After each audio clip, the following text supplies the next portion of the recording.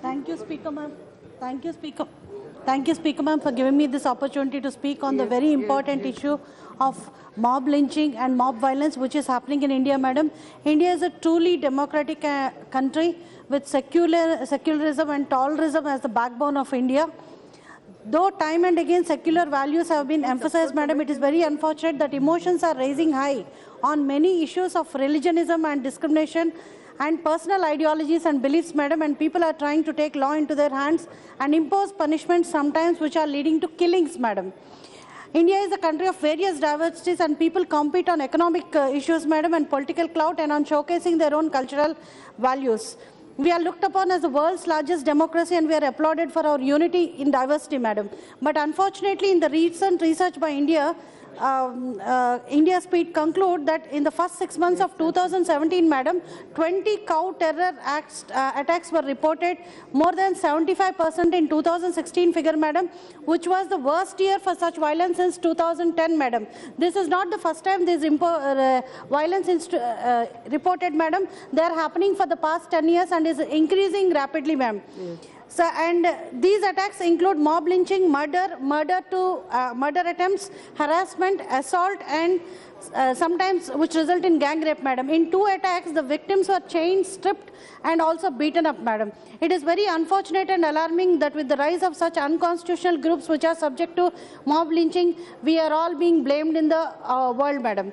These offenders are behaving like extrajudicial authorities, punishing the citizens and infringing the basic rights of the fundamental rights of the citizens and trying to enforce their personal beliefs on the people forcefully, madam. Yes. Recently, I would like to draw the attention of this House, madam, to a recent incident that happened in Andhra Pradesh, madam. We have witnessed a very big incident of Garagaparru incident which happened in Andhra Pradesh, which is a very ongoing issue as on today, madam. A huge mob, Dalits, madam, they were attacked for erecting a statue of Ambedkar statue in that village, madam, and they were being subject to confinement and they were not given food and water and they were boycotted, madam, okay. And the police were standing at each house, two people were standing, madam, and they were subject to a lot of harassment, madam. Okay. Now their demand is that separate panchayats, because as my colleagues have rightly said, madam, Dalits are being put at the end of the villages, they are deprived of all the facilities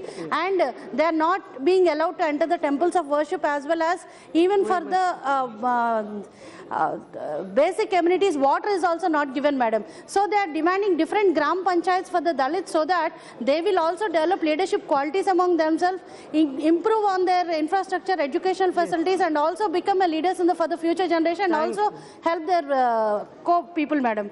This incident reveals that there is a clear-cut discrimination, madam, and it needs to be resolved suitably and there should be a mechanism to evolve permanent solutions, madam. It is not the temporary relief. Okay. The offenders need to be punished strictly. Just 1 minute, madam.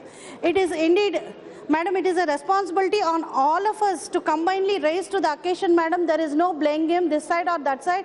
And as Satpati ji rightly said, madam, none of us here are permanently sitting at one place nor are permanent here, and we should all rise together to actually fight this menace, madam. It is important that there should be no blame game. Our Honorable Prime Minister has also said, madam, this intolerance or they have condemned the attacks of the cattle traders, beef eaters and dairy farmers, saying that killing people in the name of protecting cows or religious fanatism is unacceptable. Last point, madam, I would just like to raise, hence under the given circumstances, madam, the current violence happening in the country, I urge the government, madam, to take stringent actions and thereby uphold the values as mentioned in the preamble of the Constitution, sovereign, socialistic, secular, democratic republic, madam. Thank you for giving me this opportunity, ma'am.